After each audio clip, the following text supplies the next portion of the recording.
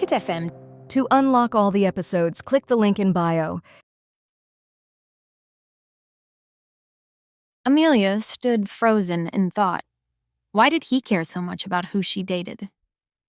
Javier, I appreciate the concern, but don't you have better things to worry about than my dating life? Like the entire country of Spain? Her snippy response rubbed the already sour prince the wrong way. Shouldn't I worry when the mother of my son appears desperate? What kind of example does that set for him about self-worth? Amelia narrowed her eyes. Do you know my grandmother reminds me at least 3 times a day that no man wants to raise another man's child. She tells me I'm too picky and should be grateful to land a middle-aged divorcee who might not be easy on the eyes, but is willing to commit. My entire family treats me like tarnished goods. And on some level, I know my worth, that I'm more than all those things. But it takes a toll to hear that day in and day out for half a decade. It upset Javier to hear how the pregnancy warped her self-image and altered her family's perception of her. He felt a tinge of guilt, wishing he could shield her from all that. Amelia. Please, Javier. I can't stand here and listen to you lecture me on standards when your dating pool is full of heiresses and future queens. We do not live or date in the same world, so spare me. Amelia pushed past him to walk to her room, and he grabbed her hand, stopping her. Your family are idiots. Listen to your son. He's the only smart one who sees you for who you are. A big star. Javier's piercing gaze bore into her, and she could feel the heat of his hand around her wrist. He leaned in close, and she tensed, unsure what he was about to do. Then he warned. So don't let me catching you try to make some loser his stepdad. I'll send the guy packing. Amelia was baffled. Who gave Javier the right to impose demands on her love life? She opened her mouth to tell him so, but he strode away, and she heard the sharp slam of his bedroom door. The next morning, Max joined the breakfast table to find Javier reading the newspaper, per usual. Good morning, son, the prince said. Good morning, Dad, replied Max, rubbing the sleep from his eyes. Oh, where's Mom? Javier shrugged. She always wakes me up with a morning hug, but she never came. I'm gonna go find her. Javier put the newspaper down. No, stay. Sit down and eat. We need to have a man-to-man talk. Uh-oh, reacted the 5-year-old, his cute face scrunching up. Is this 'cause I changed your phone's wallpaper? Because I can change it back. Javier picked up his phone and checked the screen, which now featured a monkey making a silly face. That was you? I thought it was an update. How did you get my password? Never mind. We need to discuss something before your mom comes down. Max was intrigued now. Not sure what to expect, Javier dragged his chair closer. Son, he began, his tone somber. I know you're only trying to help when you encourage your mom to go on dates. But the kind of men who go on blind dates are usually losers. Understand? So don't do that anymore. But, Dad, if you're not going to marry her and her ex-boyfriend Charles isn't either, do you want Mom to be alone forever? Max's argument was difficult to counter. Luckily for Javier, Amelia arrived just in time to save him from his son's inquisition. Good morning, sweetheart. I'm sorry, I was so wrapped up in studying that I lost track of time. She hugged Max tightly and turned to Javier with a noticeably cooler tone. Morning. Javier gave an indifferent nod in reply. Just then, Amelia noticed Javier was sitting unusually close to Max, instead of in his usual spot. But she shrugged it off and sat on the other side of her son. Max cutely tugged on Amelia's sleeve. Mom, do you like that man you went on a blind date with? Amelia glanced sideways at Javier and answered firmly. Sure. He seems like a man who is warm, kind, and opposite of shameless, and wouldn't try to control my life. Max's eyes widened. You figured all that out with your eyes closed? Amelia smiled. Like I told you before, Max, that's not how blind dates work. Max grinned back. Well, if you like him, then it's all right with me. But then the child felt Javier glaring at him, displeased. I mean, unless he's a loser, then that's not good. Max quickly corrected. Amelia frowned. Max, that's not a nice thing to call someone you don't know. In fact, don't call anyone a loser, even if you do know them, she scolded. Let's change the subject. This isn't appropriate breakfast talk. Max, however, found he was also irked by his dad trying to control him and wanted to push his buttons. Mom, since Dad doesn't want to marry you, it's okay for you to go on lots of blind dates until you win a boyfriend to be your husband. And actually, if you do marry a loser, that's okay with me as long as you like him. Amelia was stunned by Max's unfiltered honesty and the logic behind his words. Meanwhile, Max avoided looking at his father, afraid that Javier might be murdering him with his eyes. Javier stood abruptly, his chair scraping the floor. Come on, Max. Good news. Your dad is taking you to school today. Max's eyes widened in panic as he turned to his mom for help. Oh, no, please. I want to go with Mom. Amelia wanted to laugh at her overly dramatic son. I'm sorry, baby. I really need to study for my exam. Let your dad drive you. Max gulped.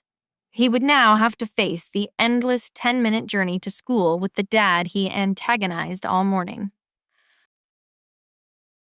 Javier waited for the car to start moving before turning to Max in the back seat. His tone was sharp as he began to lecture his son. What happened back there? Didn't we agree not to encourage your mom to go out on blind dates? Not only did you do the opposite of that, but you went a step further and told her to marry the guy.